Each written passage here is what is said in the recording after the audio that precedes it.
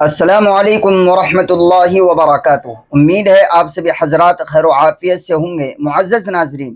آج کی ویڈیو کا اہم مسئلہ وہ یہ ہے کہ اگر کسی انسان نے عشاء کی نماز پڑھے بغیر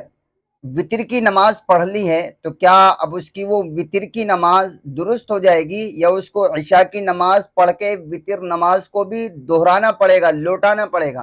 یہ سوال ہے۔ تو دیکھیے، اس مسئلے کے دو رخ ہیں۔ نمبر ایک، اگر آپ نے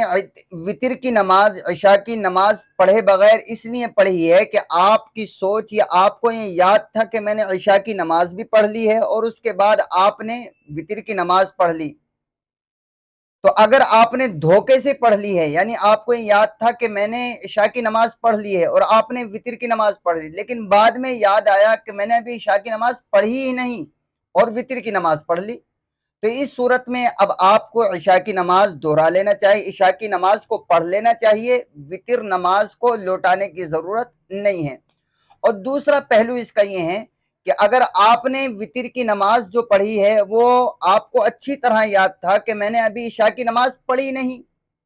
لیکن اس کے باوجود بھی آپ نے عشاء کی نماز کو چھوڑ کر وطر نماز پڑھ لی، تو اب اس بارے میں علماء کرام یہ لکھتے ہیں کہ اب اگر عشاء کی نماز کے نہ پڑھنے کے